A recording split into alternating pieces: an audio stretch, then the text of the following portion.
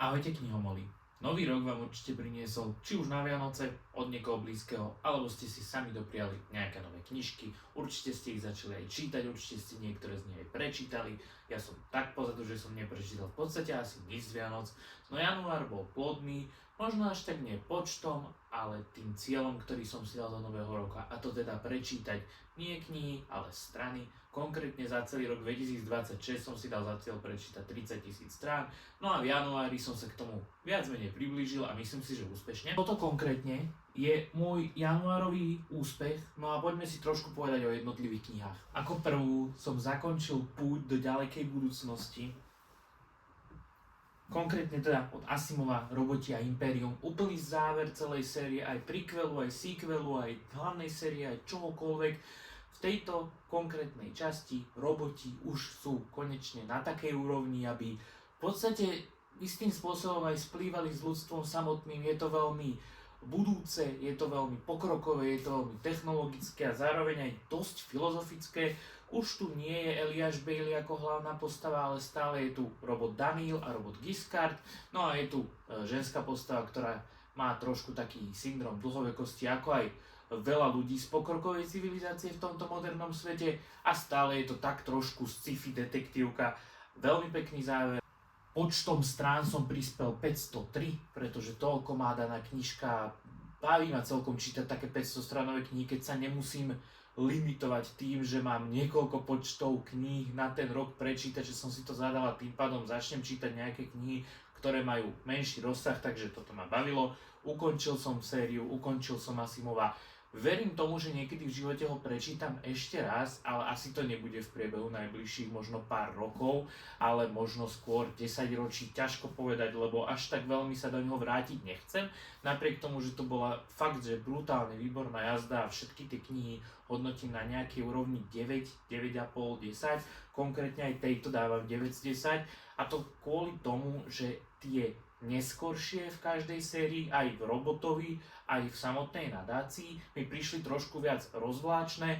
menej tam bolo akcie, menej sa to vyvíjalo takým smerom, ako by som si predstavoval, skôr to bolo strašne opisné a už až niekedy strašne filozofické, ale inak akože veľká jazda. Asimov celkovo je, že 10 z 10 a niektoré tie knižky sú 9, niektoré 9,5, takže za mňa super, záver Asimova vybavený.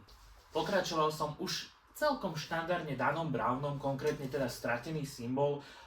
som si dal ako také americké dobrodružstvo, kde Robert Langdon tentokrát je v Amerike, objavuje záhady slobodomurárstva a všelijaké symboly, ktoré sú jednak na pamiatkách, budovách, obrazoch, sochách, ktoré sú priamo v Amerike. Je to trošku slabšia podľa mňa časť tej série, a to kvôli tomu, že v tých amerických dejinách nevedia podľa mňa ísť až tak veľmi do tej histórie a až tak veľmi do toho výkladu umenia a architektúry, ako to mohli dosiahnuť napríklad v tom Ríme, keď to bolo v tej predošlej sérii. Napriek tomu to bolo zaujímavé a podľa mňa, čo ešte trošku znižuje potenciál tejto knižky, je samotný faktor rizika, ktoré sa deje, lebo to riziko, ktoré bolo na úvod v tej bombe v Vatikáne, to bolo skrátka pre mňa, že najväčšie riziko, aké Dan Brown asi kedy vybudoval, a najväčšie napätie, aké podľa mňa kedy pri Robertovi Langdonovi ako hlavnom vyšetrovateľovi alebo hlavnej postave vybudoval. Takže za mňa trošku slabší diel, napriek tomu niektoré tam boli zaujímavé odkazy. Ja mám veľmi rád, keď vysvetľuje napríklad pôvod niektorých slov, ako vznikli a čo vlastne znamenajú nejaké moderné frázy, moderné slova, ktoré my máme zaužívané, kde vznikli v nejakej historickej skutočnosti, v nejakom príbehu. Veľmi sa mi to vždy páči a mám pritom taký čudný pocit v sebe, že sa nad tým zamyslím, že takto to vzniklo. Je to také veľmi zaujímavé pri tom čítaní, že niekedy takéto osvietenie vo vás vznikne, že taký výklad histórie dostanete alebo nejakých každodenných vecí, ktoré sú pre vás úplne prirodzené, a pritom zistíte, že ono to vzniklo nejakým spôsobom, nejakou tradíciou, zaužívaním alebo nejakou jednou historickou skutočnosťou, nejakým jedným príbehom a tak ďalej. Čiže Za mňa zaujímavé, je to opäť Robert Langdon, je to opäť plné napätia, je to plné krátkych kapitol, je to plné zmien prostredia, kde tie postavy naozaj chvatia a v rýchlosti musia prejsť z jedného miesta na druhý, útočia po nich, sú v nebezpečenstve, nevedia komu veriť, nevedia komu neveriť a teda sú tam aj tie záhady, tajomstvá a tak trošku možno nejakých tých konšpiračných teórií, tak ako Dan Brown to v tomto prípade dosť často zvykne. Prispel som si do svojho počítadla strán za rok 2026, konkrétne táto mala 559 strán, no a teda hodnotím ju 9 z 10. Podarilo sa mi ukončiť aj ďalšiu sériu, okrem toho, že Asimova som čítal asi 2 alebo 3 roky nejak tak kontinuálne, lomeno s prestávkami. To isté som mal vlastne so Zaklínačom a najnovšia kniha, ktorá ani nevyšla tak dávno, Raz ceste krkavcov od Sapkovského, v zásade opisuje Geralta, hlavnú postavu, ako mladého zaklinača dávno predtým, ako sa v podstate diela hlavnej série dostanú vôbec do toho hlavného deja. Takže bol to taký milý príbeh, kde v podstate nie je nikto až tak veľmi v životohrozujúcej situácii, aspoň teda nikto z dôležitých postav.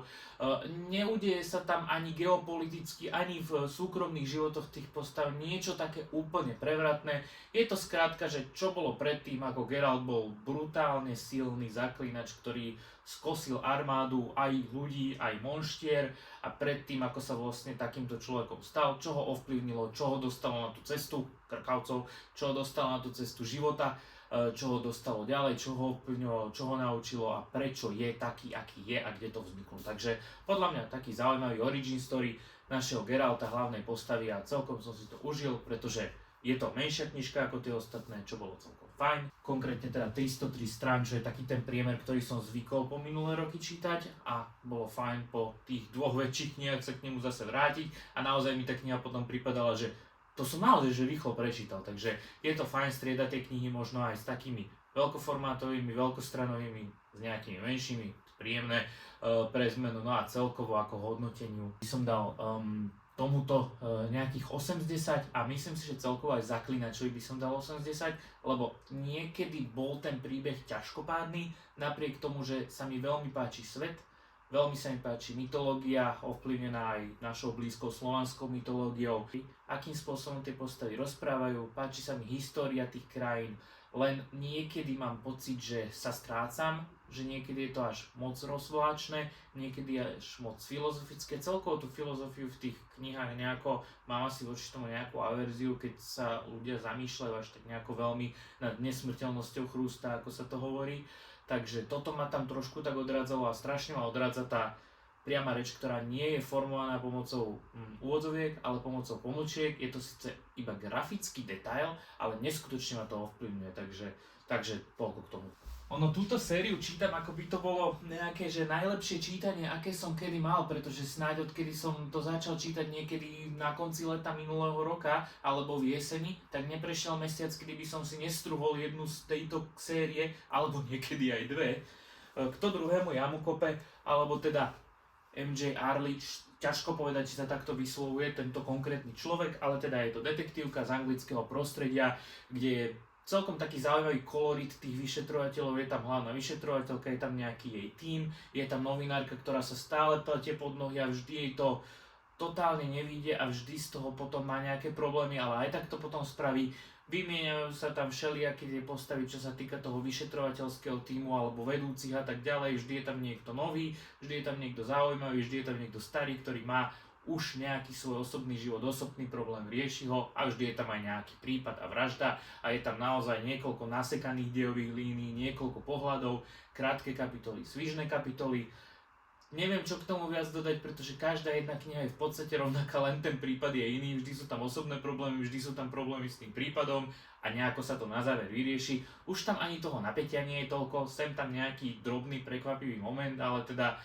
nie je to až také brutálne čítanie, ja to už asi čítam už len z nejakej povinnosti, že chcem tú sériu mať z krku, napriek tomu, že nejde mi úplne dávať do odpadu, lebo katastrofická nie je, ale už by som povedal, že niekedy je miestami klišé, ale zatiaľ akože dá sa to stále čítať, svižne to ubieha, takže neviem, je to také Čo je na tejto knihe také zaujímavé v rámci deja je to, že každý človek, ktorý má sa stať obeťou, dostane telefonát s predpoveďou, že sa to obeťou stane, čiže toto je možno taký zaujímavý prvok. Čo sa týka nejakého toho príspevku do môjho januára, alebo respektíve celého roka, 472 strán, no a knihe dávam 7 z 10. Začínam tak trošku nabiehať na nejaký trend, že striedam fantasy krimi a možno by som do toho chcel postupne aj vsunúť nejakú non-fiction alebo možno nejaký taký, že román historický alebo niečo podobné, ale to asi postupne na to pôjdem, zatiaľ to striedam takto. Čiže ďalšia je fantasy z toho, čo som chcel asi povedať. Konkrétne Fantázia 2019, zborník, súťažný zborník poviedok, ktorý teda táto súťaž prebieha naozaj už XY rokov a tie zborníky sú stále hrubšie a hrubšie, takže som sa tešil, keď budem mať nejaký cieľ, kde budem vedieť čítať hrubšie knihy a vrátim sa opäť k týmto zborníkom, lebo napríklad z roku 2013 prečítať takýto zborníček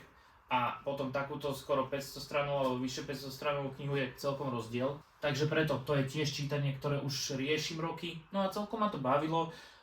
Tie poviedky, tým, že sú to poviedky od rôznych autorov, často od začínajúcich autorov, často sa tá poviedka nepodarí, často sa podarí.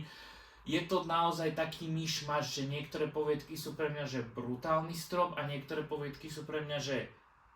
nechcem povedať zbytočné, ale že im skôr nerozumiem, že nie sú pre mňa, že mi neprišli až také zaujímavé, prekvapivé alebo dobre napísané, alebo že sa nečítali plynulo, takže je to naozaj, tá kvalita je veľmi rôznorodá. Čo sa týka ale tých brutálne dobrých poviedok, tak tie ma naozaj že veľmi bavili a niekedy tá svižnosť žánra poviedky alebo teda typu literárneho tej poviedky, že je to niečo, čo prečítate naozaj za pár minút a na jeden šup, tak to dáva tomu príbehu trošku iný rozmer, ako keď čítate knihu 2, 3, 4, 5 dní alebo niekedy aj mesiacov, veď to je úplne jedno. Fakt som si užil niektoré z tých poviedok, boli zaujímavé a teda nájdete tu v takýchto zborníkoch fantázie, konkrétne aj 2019, žánre ako horor, fantasy, sci-fi a za mňa všetky tri žánre úplne super a miera tých poviedok je veľmi dobre vyvážená a zároveň teda aj kvalita, hoci samozrejme by sme chceli, aby všetky boli čo najkvalitnejšie, žiaľ keď tam je 20 autorov, no nesadne vám každá poviedka, tak to bolo aj v tomto prípade. No a práve preto dávam knihe 7 z 10, pretože nie všetky poviedky mi sadli. No a konkrétne som prispel počtom 496 strán do môjho roku 2026 a príspevkov. V januári som si kúpil, ale aj prečítal ďalšieho a najnovšieho Petra Schlossera, slovenského autora krimi, ktorý čerpá zo svojej pracovnej skúsenosti, pretože bol dlhé roky vyšetrovateľom. No a toto je jeho najnovšia kniha Rozsudok smrti. Opäť veľmi podobné ako pri tom zahraničnom detektívnom príbehu, je tu veľmi zaujímavý kolorít postav, pretože je tu jednak hlavný vyšetrovateľ, sú tu nejakí jeho pomocníci a je tu strašne veľká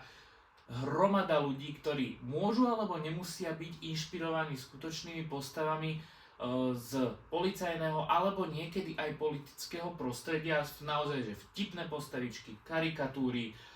No človek sa na tom podľa mňa že dosť zasmeje a niekedy aj poplače, keď si povie, že by to mohlo byť naozaj inšpirované realitou, takže takto sú vyskladané väčšinou tie príbehy, že sú tam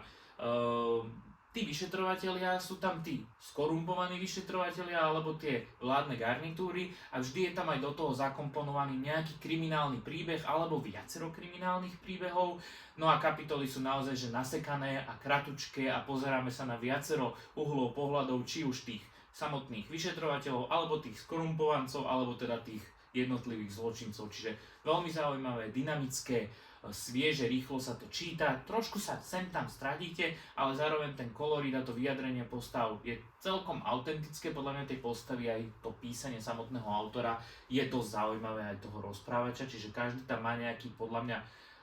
rozlíšiteľný tón reči a viete povedať, že kto je kto, ale niekedy sa skôr zamotáte príbehovo, že je tam naozaj XY dejových liniek. V tejto konkrétnej knihe v rámci nejakého toho vyšetrovateľského príbehu sa zaoberáme hlavne témou únosu, takže toto je taká alfa a omega toho príbehu únosu reálneho, únosu fingovaného a kto vlastne ten únos realizoval, chcel realizovať a prečo. Takže toto je taká hlavná zápletka tohto konkrétneho príbehu. Knižke dávam 7,5 z 10 a to kvôli tomu, že síce sa mi čítala rýchlo a svižne, mám pocit, že tie šloserovky veľmi podobne riešia tú situáciu kriminálnu ako ten Arlič, že teda pár kníh je super, ale už to začne byť v podstate veľmi opakujúce sa a je to ako keby jedna kontinuálna kniha, ktorá má 5000 strán a to už je dosť. Čiže baví ma to, ale je to tá istá kniha, mám pocit, len s iným príbehom. O tom možno, ale často aj detektívky sú, len dá sa tam priniesť aj nejaký nový prvok. To nie je kritika, lebo som tú šloserovku kúpil a hneď aj čítal, čiže som do nej chcel ísť. Takže asi tak by som to nejako zhodnotil. Skrátka to nebolo, že top strop, ale bolo to fajn. 476 som prispel do môjho počtu na 2026 rok. Január som celkom dosť venoval tomu dočítavaniu a preto som dočítal aj Školu dobrá a zla, teda príbeh, ktorý začal ako Škola dobrá a zla, kde sa vyučujú jednak kladné postavy rozprávok, ale aj záporné a pretransformovalo sa to k nejakému takému tínedžerskému, rozprávkovo čarovnému, romantickému príbehu o zápletkách, ktorá z tých dievčat vlastne s ktorým tým princom a chlapcom chce byť a ja som bol veľmi zmetený pri tej druhej a tretej časti, že čo to vlastne čítam, lebo ma to až tak veľmi nebavilo, ale zároveň ja chcem dočítať veci, ktoré ma nebavia a tuto pri tej štvorke v podstate toto je Škola dobrá a zlá 4. kniha, ale druhá časť a pri tej 4. knihe aj prvej aj druhej časti trošku sa to tak rozbehlo a boli tam také zaujímavejšie koncepty, by som to mohol takto povedať, zaujímavejšia životná hrozba alebo hrozba ohrozenia toho sveta, v ktorom tie rozprávkové postavy žijú, čiže toto som si trošku užil, i keď teda tie postavy sú mi nie veľmi sympatické, skôr by som povedal, nie že ani sympatické, ani nesympatické, skôr mám voči nim takú apatiu, že je mi vlastne jedno, že čo sa s tými postavami stane. Takže až také veľké riziko toho ohrozenia som tam zase nevidel, ale každopádne zaujímavý koncept, som rád, že trošku sa to odklonilo už od tej romantickej línie a bolo tam trošku viac toho dobrodružstva, tej fantastiky a chcel by som si prečítať aj tie ďalšie, pretože ja vždy rád dokončím takýto projekt, alebo projekt, je to čítanie série, nie je to projekt, ale vždy rád dokončím nejakú sériu. A keď nie je dostupná aj len v češtine, ale sú to hrubé knihy, ešte si to musím naozaj premyslieť, že či v tomto ešte budem pokračovať a či v tom budem pokračovať proste v tej češtine, neviem. Každopádne opäť taká kratšia knižočka, 279 strán konkrétne, no a dávam tomu opäť takých 7 z 10, lebo nebolo to zase ohorujúce, keď trošku sa to vytiahlo na tie predošlé. Neviem, som taký vlažný voči tejto sérii celkovo. No a posledná knižka, ktorú som prečítal v januári, respektíve už na prelome februára, František Kozmon, Líška, ďalšia slovenská kriminálka. Je to taká moderná kriminálka, možno by som povedal, že taký moderný Dán, i keď teda tým humorom asi Dána neprečí nič, ale v rámci toho, že ako je ten dej skladaný, v rámci časových nejakých stôp a tak ďalej, je to taký moderný Dán za mňa. Takže som si toto veľmi užil, prečítal som všetky Kozmonové knihy, toto je najnovšia, podobne ako s tým Šloserom som kúpil Kozmona, začal ho aj čítať, užil som si to, mám veľmi rád, akým spôsobom skladá ten Kozmon dej, je tam vždy opäť nejaký vyšetrovací tím, ktorý často je totožný, každý má nejaké charakterové črty, každý má aj nejaké osobné problémy, je tam linka samozrejme s nejakým páchateľom, s nejakou obeťou, ktorá je vždy zaujímavá a vždy podľa mňa prekvapivá, čiže toto kvitujem, že vždy som prekvapený tým, ako vlastne tie knihy dopadnú a táto ma naozaj že šokovala v rámci toho príbehu. Nečakal som, že toto sa stane v tej knihe, čo sa tam stalo, nebudem viac hovoriť, pretože je to podľa mňa celkom taký silný moment, ktorý by sa mohol pokaziť, ak by bol spomenutý. Ale v rámci detektívky dlho som Kozmona nečítal, lebo dlho nevyšiel. Užil som si to, dostalo ma to naspäť do deja, tie postavy mám rád, sú mi veľmi sympatické, sú autentické, sú zaujímavé, vyjadrujú sa ako ľudia, nejaké stroje, že to napísal proste, že naozaj to pôsobí, ako keby to reálne človek rozprával, čiže tie postavy som si obľúbil. Vždy ma to prekvapí, takže to vlastne asi aj od detektívky chcem, aby ma prekvapila, aby ma šokovala, aby som chcel byť s tými postavami a chcel to vlastne vyšetrovať s nimi, takže čo k tomu možno viac dodať. Akurát možno hodnotenie, dávam kniha 8 z 10 a prispel som si 406 stránami. Čo sa týka celkového počtu, V januári som prečítal 3494 strán, čo je za mňa skvelý výsledok. Keď to takto bude pokračovať ďalej, tak by som mal ďaleko predčiť cieľ, ktorý som si dal, ale teda to som veľmi skoro na to, aby som niečo takéto hodnotil. Ja sa len budem aktuálne snažiť, aby aj vo februári bol ten výsledok veľmi podobný, aby som ten trend udržiaval a uvidíme, ako to pôjde ďalej v priebehu roka a už sa teším na tie knihy, ktoré budem čítať vo februári. Stále mám nejaké resty, ktoré musím dočítať predtým, ako sa dostanem k tomu hlavnému cieľu a k tým veľkým kronikám a bibliám, ktoré sa strašne už dlhú dobu chcem k ním dostať a prečítať ich. No ale môžete mi vypovedať, aké knihy ste prečítali v januári. Pokojne mi dajte like, ak sa vám video páčilo a aj odber, aby ste nezmeškali nejaké ďalšie. No a pokojne sa v komentári podielte, aké knihy ste v januári prečítali, na aké sa chystáte a či ste si dali aj vy nejaké knižné ciele. Ale zatiaľ dočítam.